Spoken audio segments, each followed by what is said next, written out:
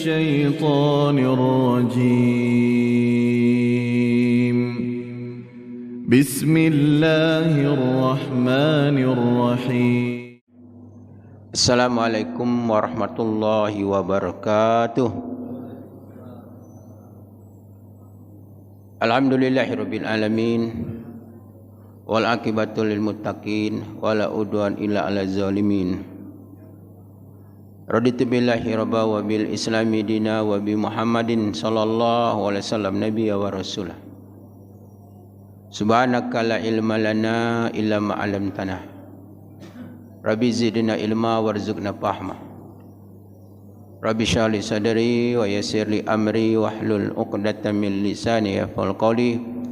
Wala haula wala quwwata illa billahil aliyyil azim. Amma ba'du.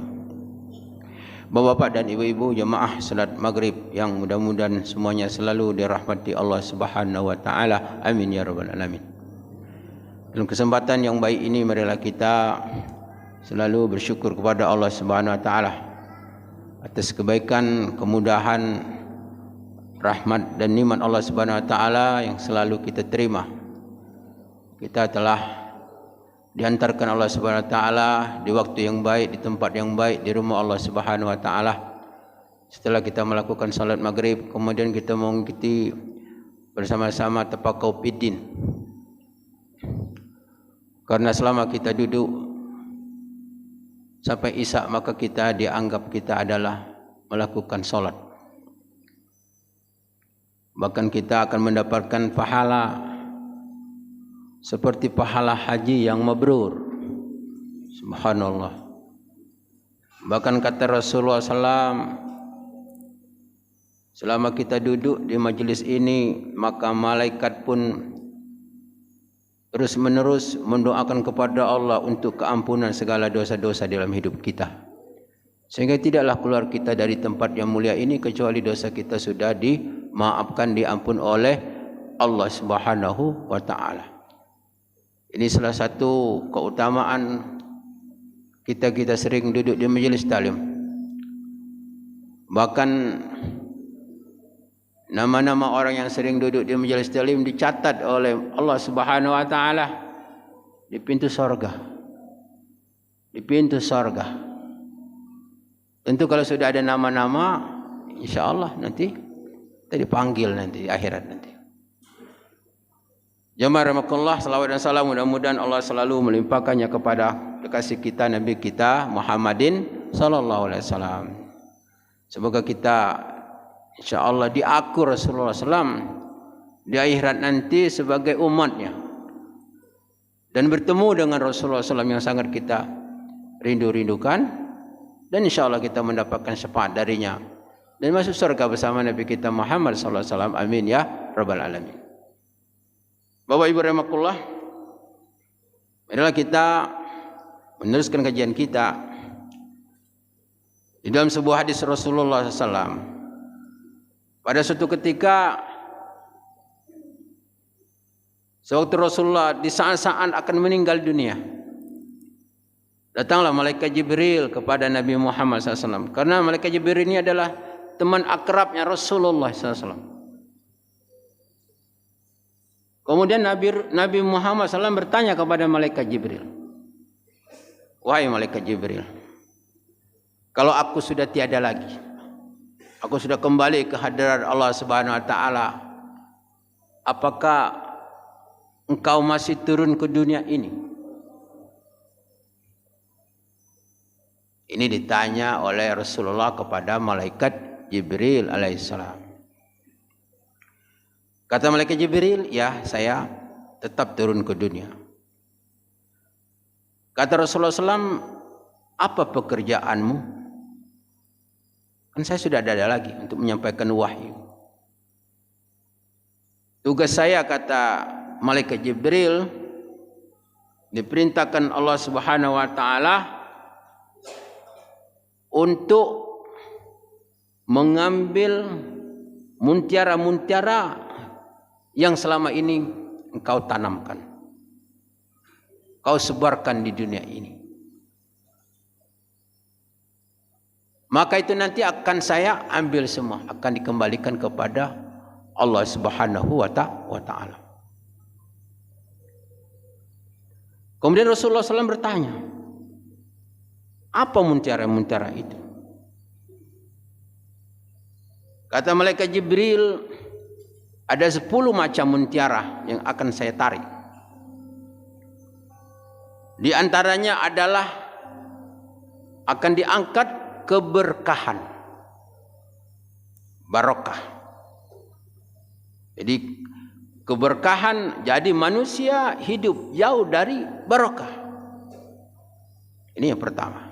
Kecuali orang-orang yang dirahmati Allah Subhanahu wa taala. Jadi manusia hidup jauh dari barokah.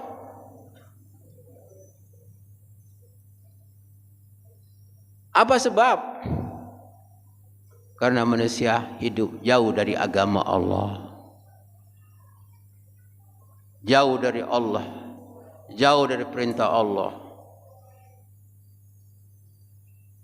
jauh dari larangan Allah Subhanahu wa taala. Maka sendi-sendi kehidupan manusia tarik Allah Subhanahu wa taala, keberkahan hidupnya. Jadi hidup itu hidup tanpa barokah, hidup tanpa kebaikan, tanpa kebaikan. Di zaman Imam Syafi'i rahimahullah,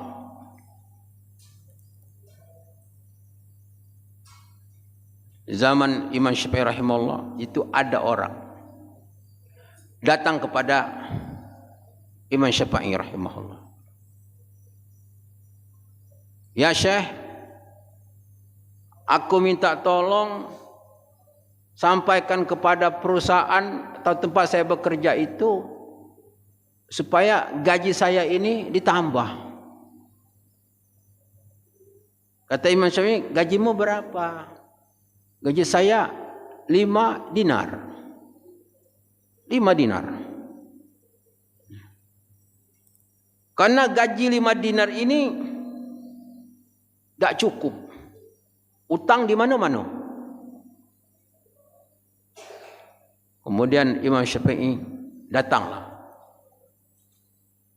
ke tempat dia bekerja, kemudian ditanya. Setelah ditanya-tanya, kata Imam Syafi'i, tolong gajinya ini 5 apa tadi? 5 dinar dikurang 2 dinar. Jadi 3 dinar. Gaji 5 dinar minta tambah malah dikurang. Tinggal 3 dinar. Jadi setelah itu Imam Syafi'i mengatakan gajimu sudah dikurang. Oh, kaget dia. Bagaimana saya hidup? Uang 5 dinar lagi tidak cukup, 3 dinar. Pokoknya kata Imam Syafi'i ini seorang ulama. Jalankan saja. Akhirnya berjalan waktu 1 bulan, 2 bulan, 3 bulan. Ternyata gaji yang 3 dinar itu cukup untuk kebutuhan hidupnya. Setelah itu dia heran. Kenapa ya? Gaji 5 dinar tidak cukup-cukup. Kok 3 dinar cukup? Dia menemui lagi Imam Syafi'i rahimahullah. Kenapa ya Syekh? Dulu gaji saya 5 dinar, utang saya di mana-mana. Sekarang uang gaji saya 3 dinar, kok cukup? Bisa nyimpan. Kata Imam Syafi'i rahimahullah. Sebenarnya kata Imam Syafi'i rahimahullah, setelah aku tanya, tempat kau bekerja, yang layak kau mendapat gaji hanya 3 dinar. Tetapi kau digaji 5 dinar. Sehingga dengan uang 2 dinar ini bercampur dengan uang 3 dinar, membuat uangmu tidak ada barokah. Makanya kau tidak cukup-cukup. Tidak cukup-cukup. Maka oleh karena itu, aku kembalikan gajimu 3 dinar, karena itulah hakmu. Itulah yang hakmu yang membuat dia jadi barokah, jadi cukup. Subhanallah. Bapak Ibu rahimakumullah.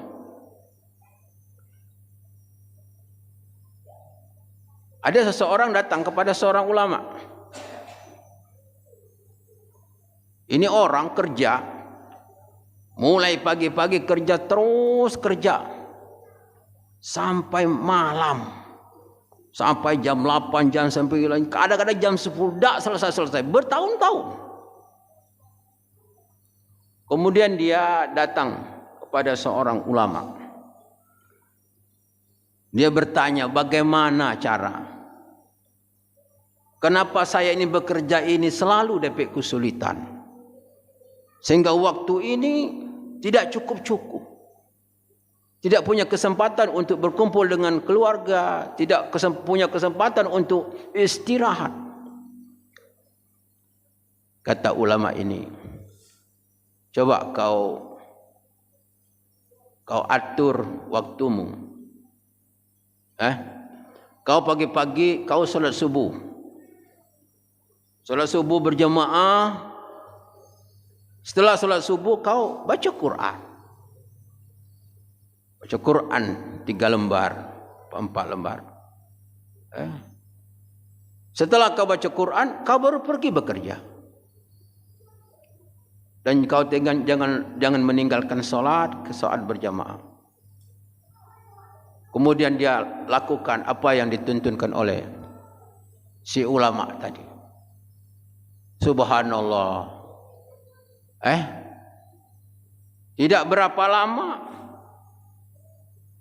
dia bekerja itu asar sudah selesai. Sebelum maghrib sudah pulang ke rumah. Sudah bisa istirahat. Jadi disitulah waktu berkahnya. Keberkahan waktu diberikan Allah Subhanahu wa taala di saat manusia itu dekat kepada Allah Subhanahu wa taala. Kalau itu katanya kalau orang makan tuh 4 sehat, 5 sempurna. Iya kan? 4 itulah sehat Pak ya. Kalau 5 apa dik ni? Ya. Ya, sudah sehat. Sekarang orang makan sekarang bukan 5 sempurna, entah berapa puluhan. Tapi kenapa orang banyak tidak sehat? Apa salah makanan? Kalau datang ke dokter, bapak ini kena makan ini, sakit ini, karena macam-macam lah. Bukan makanan yang salah. Karena keberkahan makanan itulah yang tidak ada. Semestinya makan tu jadi sehat, kok makan jadi sakit? Ngapa? Berkahnya sudah diambil oleh Allah Subhanahu wa taala. Bapak dan ibu-ibu rahimakumullah. Jadi ini jadi hidup jauh di barakah. Banyak harta, banyak duit, tapi hidup kurang bahagia. Kurang bahagia. Banyak anak. Secara lahiriah, secara materi sekarang banyak. Tidak kurang. Tetapi kenapa orang jauh daripada ketenangan, ketenteraman? Karena barakahnya tidak diperoleh. Bapak Ibu rahimakumullah. Yang kedua kata malaikat Jibril, aku akan mengangkat yaitu rasa malu dari perempuan. Jadi perempuan tak punya malu.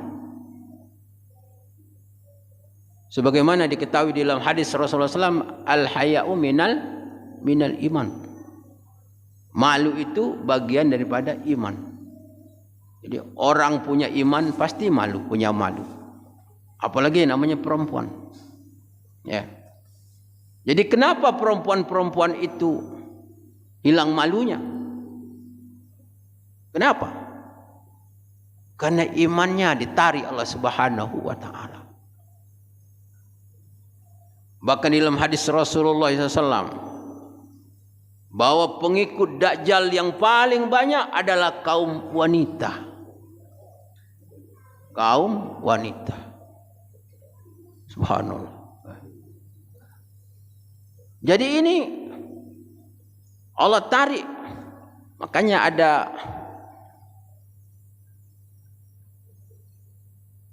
ada orang katalah kalau besok kita ini preman,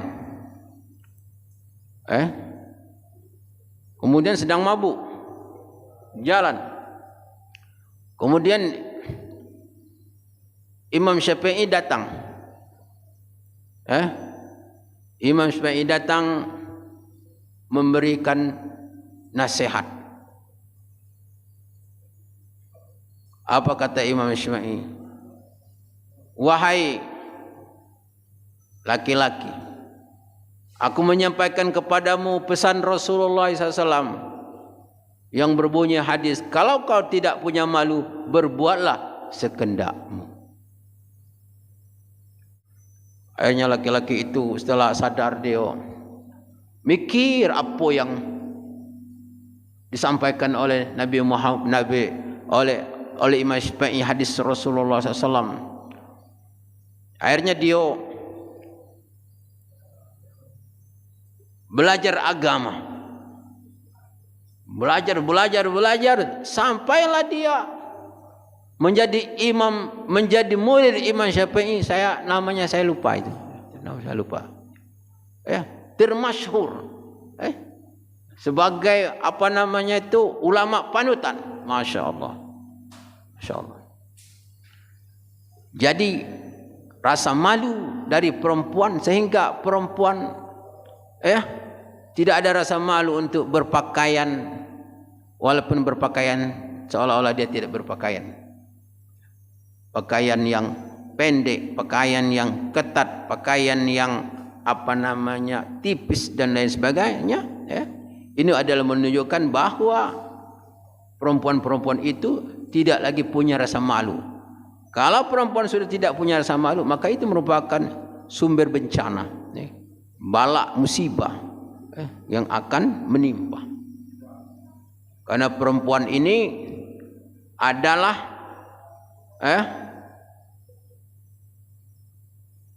imadul bilad, tiangnya negara. Jadi kalau orang kafir itu nak merusak negara, nak merusak umat, dirusaknya betino dulu. Sebab betino inilah yang mendidik mendidik para ulama-ulama, para pemimpin-pemimpin hebat. Sebagaimana kita ketahui, Imam Syafi'i rahimahullah itu ibunya janda. Ibunya janda. Seorang janda, coba bayangkan, bisa mendidik ulama dunia. Imam Syafi'i rahimahullah. Imam Ahmad rahimahullah, bapaknya dakati, meninggal masih kecil. Anak yatim. Ibunya seorang janda, bisa mencetak ulama dunia. Subhanallah. Jangan main-main perempuan. Sangat besar jasa. Kalau perempuan sudah tidak punya malu, bagaimana ingin dia mengajar anaknya? Untuk menjadi orang yang baik. Bapak Ibu rahimakumullah. Kemudian juga yang diangkat oleh malaikat Jibril adalah mengangkat rasa kasih sayang sesama manusia dan cinta, rasa cinta di dalam hidup berkeluarga.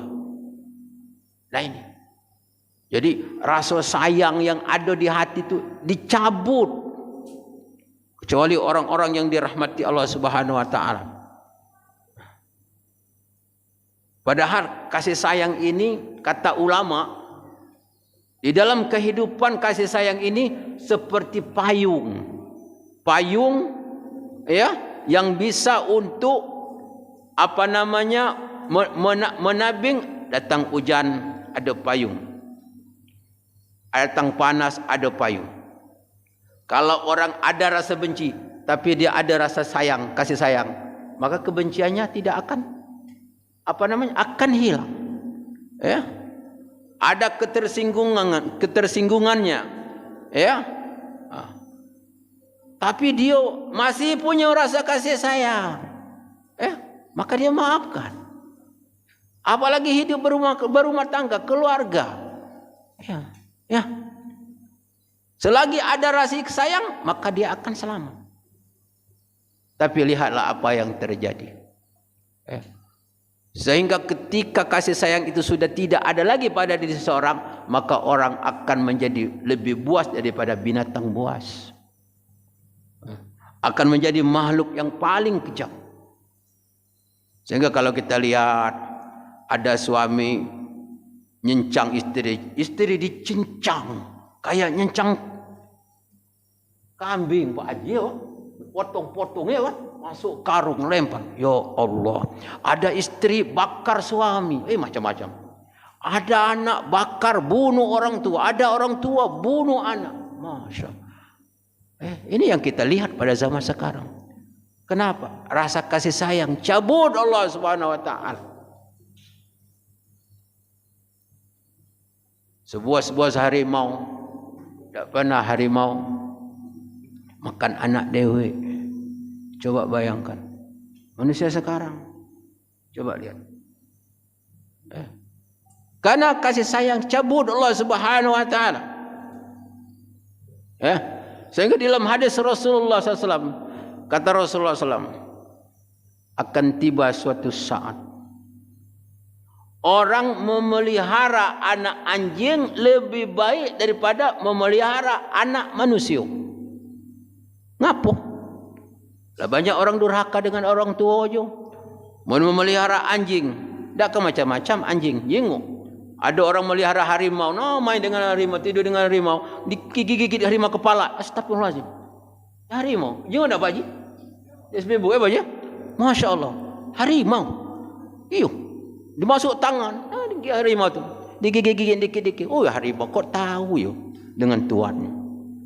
Tapi manusia, bapak ini dibunuh, ibu ini dibunuh. La ilaha illallah. Makanya Rasulullah mengatakan, ya. Akan tiba di suatu saat orang memelihara anak anjing lebih baik daripada memelihara anak manusia. Karena banyak orang tidak bisa membalas budi. Mon air tubuh dibalas. Air apa Pak Haji?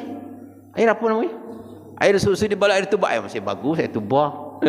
Balas teman-teman itu beracun. Minum mati. Ya Allah. Allah. Jadi rasa kasih sayang itu cabut Allah Subhanahu wa taala. Yang tinggal adalah kezaliman. Ya kan? Bapak Ibu rahimakumullah. Kemudian Allah Subhanahu wa taala memerintah malaikat Jibril untuk mencabut keadilan di hati para pemimpin. Jadi pemimpin-pemimpin itu cabut rasa keadilan. Kalau rasa adil dah ketik lagi, apa yang terjadi? Kezaliman. Akan terjadilah kezaliman. Jadi adil. Padahal kata Rasulullah SAW, dunia ini akan tetap ada, akan tetap berdiri ditopang oleh 4 perkara. Yang pertama, adilnya para pemimpin. Doanya orang yang miskin. Kemudian dermawannya orang yang kaya. Kemudian keberkahan para ulama, ilmunya para ulama. Makanya keadilan para pemimpin-pemimpin itu sangat dibutuhkan. Sangat dibutuhkan. Karena pemimpin yang adil, dalam hadis, orang-orang yang masuk surga la azab wala isab. Pokoknya belum kata hisab, sianu masuk. Ngapo? Pemimpin yang adil. Masya Allah. Tapi pemimpin adil juga Duluan masuk neraka, tak pakai hitung-hitung lagi, langsung dilempar. Langsung dilempar. Itu pemimpin yang tidak adil. Subhanallah. Maka kita berdoa kepada Allah, semoga dikaruniai pemimpin-pemimpin yang adil. Kemudian juga kata malaikat Jibril, aku diperintahkan Allah Subhanahu wa taala untuk mencabut kesabaran orang-orang miskin. Orang miskin tak sabar. Coba. Pada dalam hadis Rasulullah SAW diterangkan, yang paling banyak masuk surga itu orang miskin. Orang miskin kata Rasulullah masuk surga 500 tahun mendahului orang kaya. Ngapo? Lah ada katanya ditanya. Umar ada kata apa ditanya? Marabbuka, mana biyuka aja selesai. Dah kata dia ditanya. Tapi kalau orang kaya, oi banyak niat yang ditanya. Kau punya rumah punya, di mana dapat duit? Ayo mulailah itu, pening pala. Tanya ini, tanya itu, dapat mobil dari mana lah, Allah wala. Maka itu ada cerita ya di dalam kajian Islam itu kan. Ada orang kaya, kemudian katanya orang kaya itu, siapa yang kalau aku mati nanti katanya, siapa yang sanggup untuk bersama dengan aku di dalam kubur selama 40 hari, maka kekayaan yang ada dibagi dua. Sebagian adalah untuk ahli waris, sebagian kasihkan dia galau. Ada seseorang yang sangat super miskin lah kata, di bawah garis kemiskinan, nekat memano caranya supaya dapat harta itu. Aku sanggup katanya. Masya Allah. Alhasil diam di dalam kubur, bikin kubur memano cara, pokoknya dalam kubur sama dengan yang meninggal. Teknisnya walau alam. Sampai 40 hari dia dibongkarkan. Jadi setiap hari kata orang tersebut datang malaikat nanyo, kau ada apa? Kenapa miskin? Cuman ada kapak. Ada kapak katanya. Kapak itu dari mana? Beli. Dari mana duitnya? Kata malaikat. Dari Terus kapak itu untuk apa? Kapak itu cari kayu bakar. Cari kayu bakar di mana? Di kebun siapa? Di tanah siapa? Ada tak kau izin? Coba bayangkan. Kemudian dijual di mana? Dengan siapa kau jual? Duit digunakan untuk apa? Tiap hari itu ditanya malaikat terus. Wah, alhasil setelah 40 hari dia keluar, sesuai dengan perjanjian. Maka hartanya itu dibagi dua untuk. Begitu nak dikasih, dia tolak, tak mau katanya. Ngapu kata orang? Saya tak sanggup katanya. Takut ditanya malaikat. Harta ditanya malaikat, tak sanggup dia. Dia nak jawab kapak tu lagi setengah hati atau setengah mati. Tiap hari biarlah katanya aku hidup miskin katanya. Biar aku lebih senang katanya. Daripada banyak harta, banyak pertanyaan. Subhanallah. Ya rahimakumullah. Jadi orang miskin itu sebenarnya ada fasilitas. Oleh Allah Subhanahu wa taala, tapi orang miskin tak sabar. Miskin nipu, miskin maling, miskin nyopet. Sehingga doanya tidak dikabulkan Allah Subhanahu wa taala. Jadi miskin di dunia, miskin akhirat. Nauzubillah min zalik. Ini memang kita coba doa, Rabbana atina fid dunya hasanah wa fil akhirah hasanah. Tapi kalau memang belum bagian, tak apa-apalah misalnya. Dapat miskin di dunia, melarat di dunia, mati masuk surga. Nah ini di dunia wala susah, melarat, mati masuk neraka. Tak kata lagi bagian. Kalau orang kafir di dunia, surga dunia, mati terserahlah. Kan? Nah ini. Jadi kata malaikat Jibril bahwa akan ditarik apa? Kesabaran orang-orang yang miskin. Kesabaran orang miskin. Kemudian juga kata malaikat maut, kata malaikat Jibril akan mengambil kedermawaan orang-orang yang berharta. Subhanallah.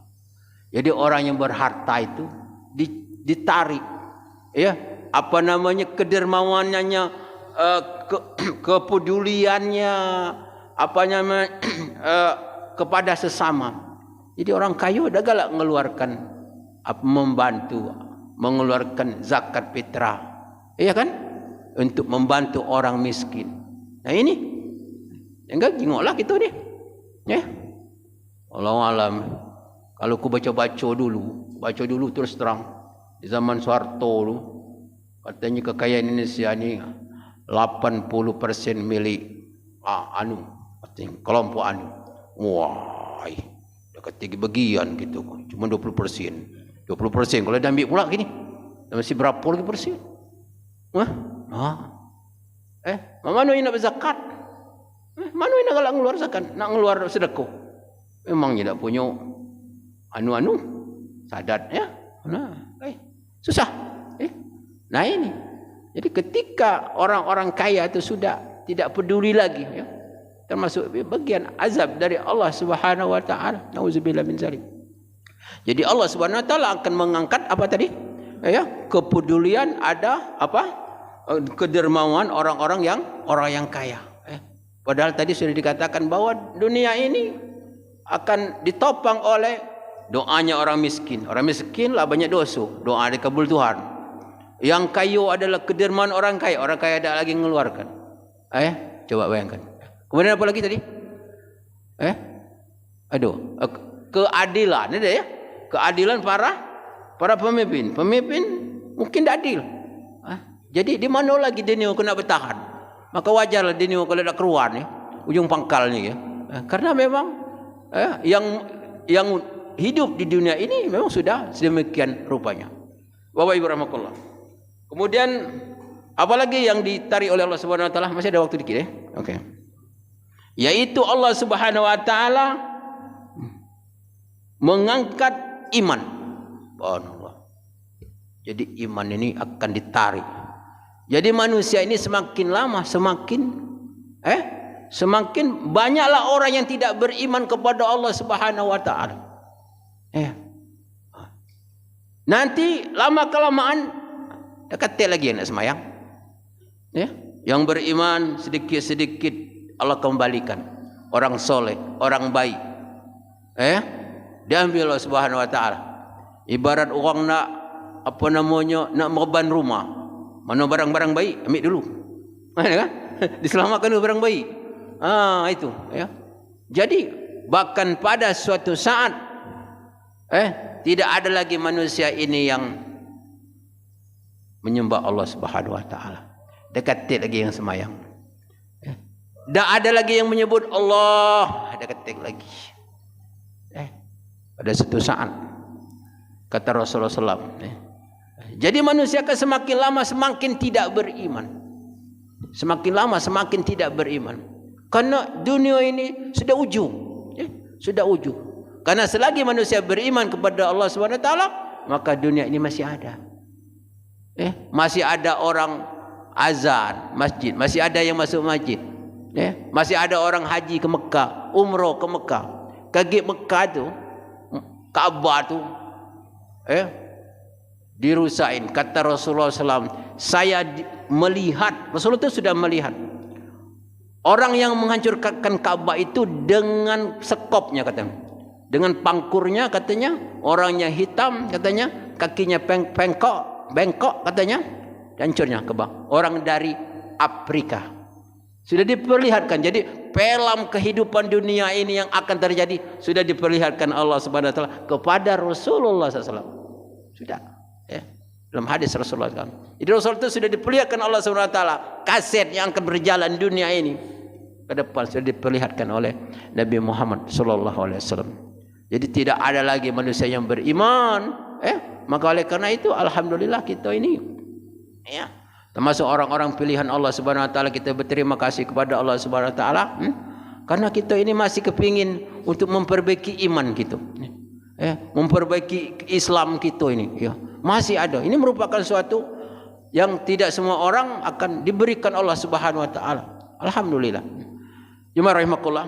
Inilah hal-hal yang dicabut Allah Subhanahu wa taala. Muntiara-muntiara yang ditanam oleh Nabi Muhammad SAW di dunia ini lama sedikit demi sedikit ditarik Allah Subhanahu wa taala, diambil kembali. Sehingga lama-lama dunia ini akan dihuni oleh sampahnya manusia. Siapa sampah manusia? Yang tidak beriman kepada Allah. Innal ladzina khasiru wa hum la yu'minun, kata Allah. Sesungguhnya orang yang paling rugi itu, kata Allah, orang yang tidak beriman kepada Allah Subhanahu wa taala. Yang tidak beriman kepada Allah dan tidak beriman kepada Nabi Muhammad sallallahu alaihi wasallam. Mudah-mudahan Allah Subhanahu wa taala selalu untuk memelihara, menjaga kita menjadi orang yang istiqomah di dalam kita beriman dan beramal soleh sampai akhir kehidupan kita. Amin ya rabbal alamin. Bapak Ibu rahimahullah, demikian kajian kita pada malam hari ini. Mohon maaf atas segala kekurangan dan kehilapan kepada Allah menampun. Wabillahi taufiq wal hidayah. Wassalamualaikum warahmatullahi wabarakatuh.